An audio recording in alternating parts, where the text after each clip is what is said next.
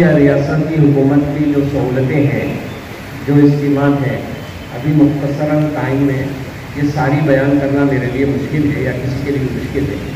हम ये करेंगे कि मुख्तलिफ मौक़ों पर डायरेक्ट उस मिनिस्ट्री के आदमी को आपके सामने हाजिर करेंगे और वो सारी स्कीमात का और उसके प्रोसीजर का तारुफ, जैसे मिसाल के तौर पर MSME है, MSME के ज़िम्मेदार को हम लाएंगे यहाँ पर आपके पास, आप उससे डायरेक्ट सवाल कीजिए, पूरी प्रोसीजर बताएगा। मैंने हैदराबाद में और इंडिया के मुख्तलिफ मुकामात पर मुख्तलिफ मिनिस्ट्री से दरख्वास्त की और वो लोग तैयार हैं आपको बताने के लिए, गाइड करने के लिए तैयार है। तो इंशाअल्लाह हम लाएंगे और आपको इससे इस्तेमाल का मौका देंगे, यानी सारे लोगों को।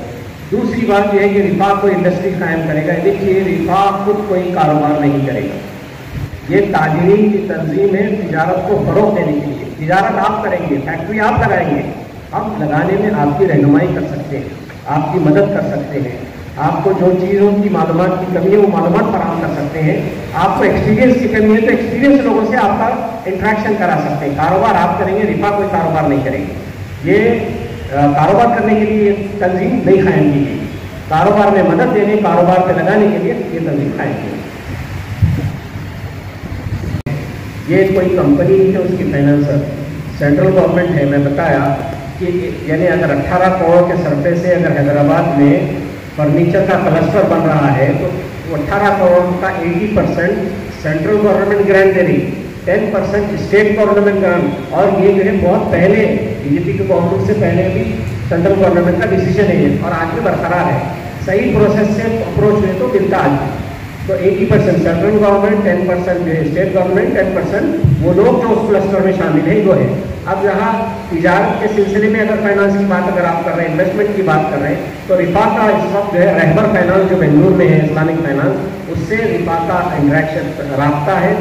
और वो सिर्फ ऐसी है, बिल्कुल मैं अब ताजिर हूँ, मैं तिजारत करना चाह रहा हूँ, ऐसे लोगों को फाइनेंस नहीं करते जो तिजारत में एक्सपीरियंस हासिल कर लें और उन्होंने कदम जमाना शुरू कर दिए। ऐसे लोगों को जिसका टर्नओवर 2 करोड़ रुपये हो, ऐसे लोगों को वो फाइनेंस करते हैं उस वक्त जबकि उनकी सारी तिजारत प्रैक्टिकली भी और थ्योरेटिकली भी एज पर प्रोसीजर हो। वो पूरे आपके डॉक्यूमेंट्स देखेंगे, आपके लाइसेंसेस देखेंगे, आपके अकाउंट्स देखेंगे, तब उसके जाके आपको इन्वेस्टमेंट फराहम करेंगे।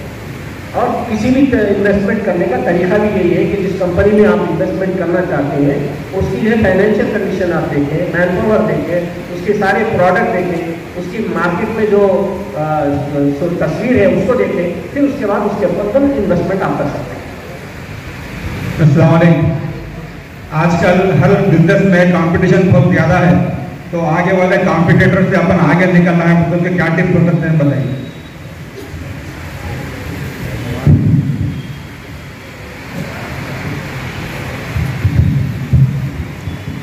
अस्सलाम वालेकुम।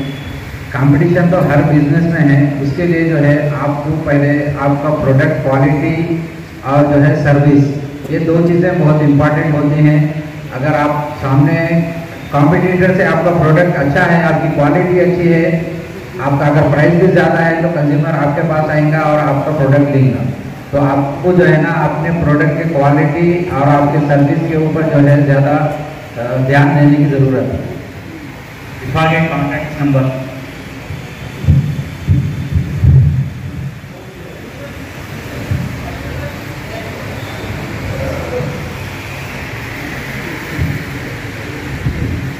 अस्सलाम वालेकुम। MSME के बारे में आप बात किए थे, तो माइक्रो, स्मॉल, मीडियम, ये कौन से बिजनेस आते हैं इसके अंदर, थोड़ा सा एक्सप्लेन। और ये लोन लेने के लिए जो ग्रुप बनेंगे तो वो ग्रुप के मेंबर्स कितने चाहिए, मिनिमम या मैक्सिमम, ये 2 चीज़ों की थोड़ा सराहत हुई तो तमाम लोगों को भी और उनको रहनुमाई होगी। माइक्रो में, स्मॉल में और मीडियम में कौन से बिजनेसेस है जो कवर होते हैं लोन के लिए, और ग्रुप कितने हैं? माइक्रो, मीडियम, स्मॉल स्केल, इसमें जो है गवर्नमेंट के कैटेगरीज है। 0 से 5 लाख तक माइक्रो में आता है, 5 से 50 लाख तक मीडियम स्केल है, 50 लाख से 1 करोड़ तक जो है medium large scale, above 1 crore large scale में आता है। तो इसके जो है MSME के पूरे जो है कौन से भी जो है आप मैन्युफैक्चरर है या ट्रेडर है, ये सारे जो है MSME में आते हैं। तो ये जो ग्रुप कायम किया जाता है ये मिनिमम 20 मेंबर्स है और इसकी मैक्सिमम लिमिट कोई नहीं है। तो मिनिमम 20 मेंबर्स से जो है ये ग्रुप स्टार्ट किया जा सकता है। और इसमें जो है ना गवर्नमेंट लोन नहीं देती, ग्रांट देती है और ये कोई बैंक वगैरह से नहीं आता है, डायरेक्ट सेंट्रल गवर्नमेंट से आता है।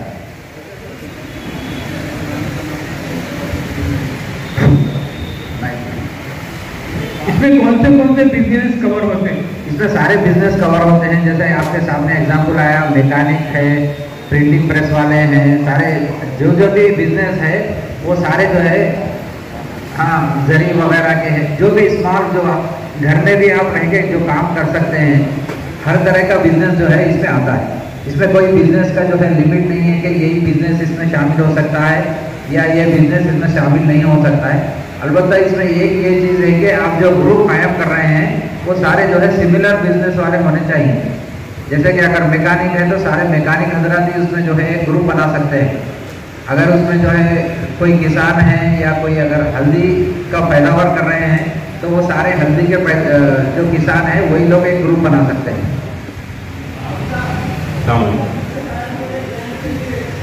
राब्ता जो है आप लोग रिफा से कायम कर सकते हैं। इंशाल्लाह रिफा आपकी पूरी रहनुमाई करेगा। ये जो क्लस्टर के बारे में बताया, 90% जो हुकूमत की तरफ से इमदाद मिलेगी वो सिंगल इंटरप्राइजेस के लिए ही नहीं है, यानी सिर्फ इसमें मिनिमम जो शरायत है 19 या 22 मेंबर्स होना ज़रूरी है? नहीं, सारे मेंबर्स को मिला के ग्रांट दी जाती है। सारे मेंबर्स को मिला के एक एसोसिएशन कायम किया जाता है, फिर उसका रजिस्ट्रेशन होता है, फिर उसका फॉर्मेशन होता है, तब जाके जो है आपका फाइल एक बनती है, फिर आप जो है फाइल सेंट्रल गवर्नमेंट को भेजाते हैं, जब आपको जो है ग्रांट सैंक्शन होता है। और एक सवाल मेरा ये है कि अगर निज़ामाबाद के अंदर क्या आप लोगों का इरादा है कि कुछ क्लस्टर जैसा कि बनाने का, या आप लोगों के अंदाजे में कोई स्टडी जैसी होती है आपके पास के कौन सा कारोबार अच्छा हो सकता है यहाँ पर चलने के, ताकि सारे भी आप जो इंटरेस्टेड है वो आपसे जुड़ सके? जी, आप लोग जो है पहले आइडेंटिफाई कीजिए कि निज़ामाबाद में किस चीज़ में हम लोग क्लस्टर कायम कर सकते हैं। जैसे कि हल्दी के पैदावार लोग हैं, उनको हल्दी प्रोसेसिंग में दिक्कतें आ रही हैं, तो हल्दी प्रोसेसिंग के लिए जो है हम लोग एक क्लस्टर कायम कर सकते हैं। तो फिर आप लोग क्लस्टर कायम कर सकते हैं। फिर यानी तो राइस मिल्स वाले हैं, राइस मिल्स वाले भी जो है अपना क्लस्टर कायम कर सकते हैं। फिर जो है गन्ना पिकाते हैं ना फार्मर्स, उनके थ्रू भी जो है क्लस्टर कायम किया जाता है। ऑलरेडी महाराष्ट्र में जो है महाराष्ट्र में भी एक मकाम में जो है गन्ना पैदावार जितने भी उसके जो है किसान हैं या उसके रिलेटेड जो भी एंटरप्राइजेस हैं वो सारे जो है मिलके एक क्लस्टर बनाए हैं। हाँ, वहाँ पे जो है ना जो गन्ने से जो रस निकाल के उससे जो गुड़ बनाया जाता है, गुड़ के जो है ना उसमें जो है डायरेक्ट ज़्यादा प्रॉफिटेबल प्रोडक्ट्स बनाने के लिए वो लोग जो है ना गुड़ से चॉकलेट बनाए, गुड़ से जो है चिक्की बनाए और गुड़ से जो है गुड़ के छोटे साइजेस में जैसे कि हाफ केजी 1/4 केजी के बॉक्सेस बना के सुपर मार्केट्स को सप्लाई करने के लिए उसका भी एक प्रोसेसिंग यूनिट बने।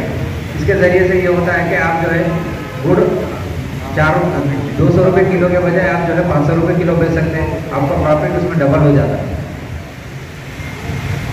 अस्सलाम वालेकुम रहमतुल्लाह। MSME जो है इसमें इंडिविजुअल्स नहीं कर सकते, और MSME से रुजू करने के लिए कौन सा डिपार्टमेंट से प्रोसीड करना पड़ेगा? MSME जो है गवर्नमेंट का एक इदारा है, इसमें कोई भी जो है ऑनलाइन रजिस्ट्रेशन कर सकते हैं। इसके लिए जो है आपका आधार कार्ड और पैन कार्ड ज़रूरी है। आधार कार्ड पैन कार्ड है तो आप खुद जो है ऑनलाइन में MSME का रजिस्ट्रेशन करवा सकते हैं। अभी इंडिविजुअल्स कर सकते हैं? हाँ, कर सकते हैं। सारे जो भी जो है बिजनेस करते हैं वो छोटा हो या बड़ा हो, हर कोई जो है MSME में अपना रजिस्ट्रेशन करवा सकता है।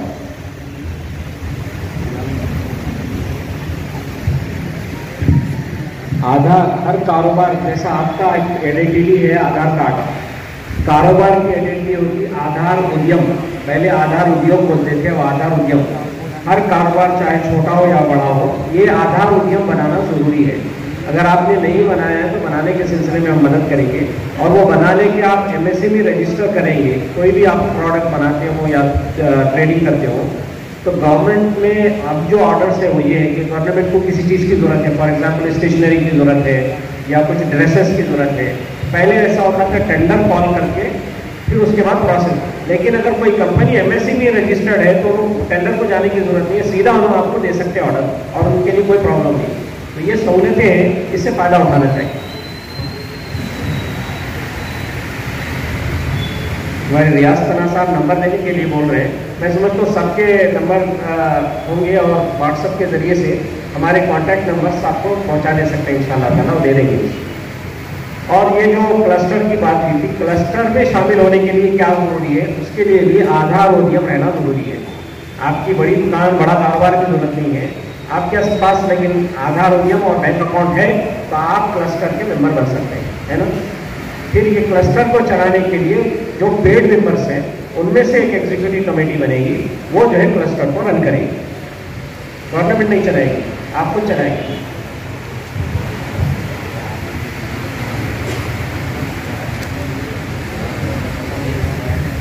और कोई सवाल अगर हो तो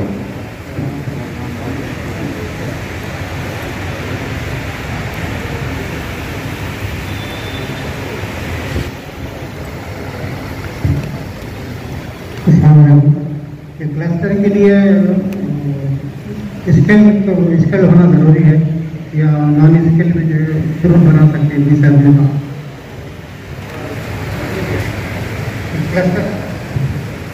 क्लस्टर ग्रुप बनाने के लिए? इसमें स्किल नॉन स्किल का कुछ नहीं है। आप जो है एक बिजनेसमैन होना चाहिए, इंटरप्राइजेस होना चाहिए, आपका जो फर्म रजिस्ट्रेशन चाहिए और जो है आप कौन सा कारोबार कर रहे हैं वो चाहिए।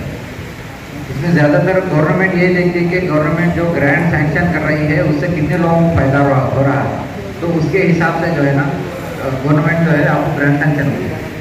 इसमें स्किल नॉन स्किल का नहीं है। 30 नंबर का होना जरूरी है। मिसाल के तौर पर फर्नीचर का क्लस्टर है।